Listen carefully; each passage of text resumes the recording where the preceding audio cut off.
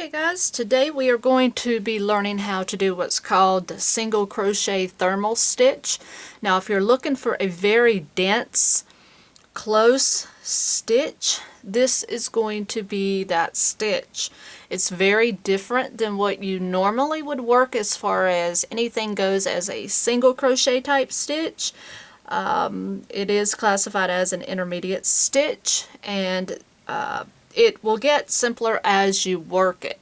So just simply chain even number of stitches. I've got 14 here, and I'm working with a 4.5 millimeter hook.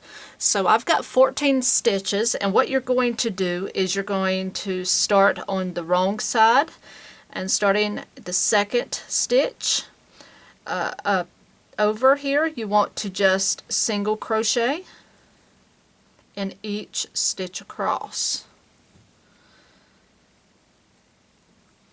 And this is going to be a very dense stitch, so not so much a tight one. I wouldn't really say tight, but it is dense in the formation that it is worked.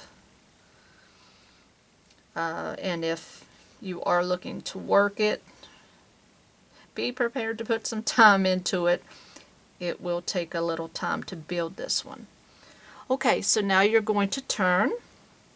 You want to chain up one. Now what you're going to do is into the second stitch, and I'm going to come down just a bit so you can see where I'm going here. So not into that first one, which you can go into the first one, but I generally like to go into this next one. So what you're going to do is put your hook into the back loop of that next stitch. And I'm going to take it out a minute and just flip this over. Now if you're looking along the foundation chain, which is right here, you see you have those unworked loops. Those are where you're going to actually put your hook next. So here's the skip stitch, here's the second stitch. That's the back loop. You want to insert your hook into that back loop of that next stitch and continue going down into that loop from your foundation chain. So you're going to have those two loops on your hook plus that beginning loop. Now you want to just complete a single crochet here, pulling through both of those loops. Okay, and that's going to be how you're going to work your stitch across. So go into that next stitch only in that back loop and continue to go down to that next loop on your foundation chain as well, and work a single crochet. Go into that next loop of that next stitch, and it's just easier not to hold this up. It's easier to just work it flat and then work it across. And once you get the hang of the position of how to hold this, it just kind of becomes a natural sense of how to get this combination going. And you can work this stitch in, you know, a half double crochet, triple crochet, double crochet. It's pretty much the same technique. Okay, so you're just working it through both loops. Just make sure to keep them lined up.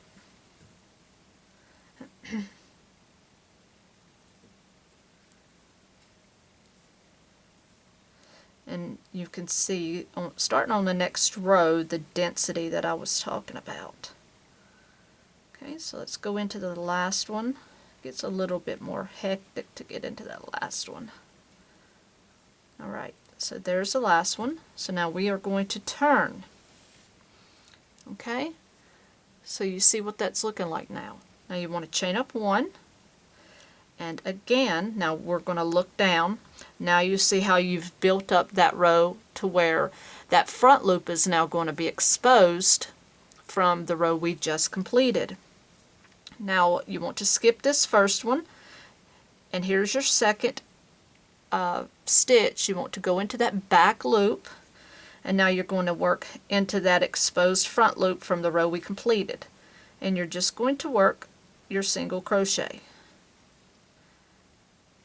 Next stitch, next loop. next stitch, next loop down. And if you want to turn it up right and do it, that's okay. You just have to get the feel for how you can best assemble this. And you just keep working this all the way across. And like I said, it's going to take some time if you choose to do this in single crochet. As you see, it doesn't build very quickly, but if you're looking for a more denser stitch, then this would be your culprit. Okay. And don't forget this last stitch. I know it's hard to see, but make sure to get this last stitch. And I have to sort of examine it too. Okay? So basically you're just going to do this process over and over. You'll turn and chain up one. You'll skip that first stitch, and then you'll just go into that back loop and then into the next loop down that you have exposed, which is the front loop from that next stitch, from that next row down. And you'll just keep working that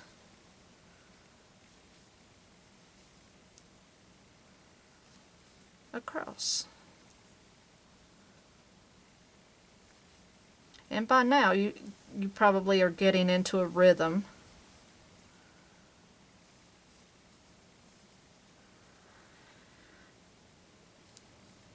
And like I said, you can do the same thing with a half double crochet too, if you want to make it a little less dense. But these thermal stitches are designed to be a little more denser.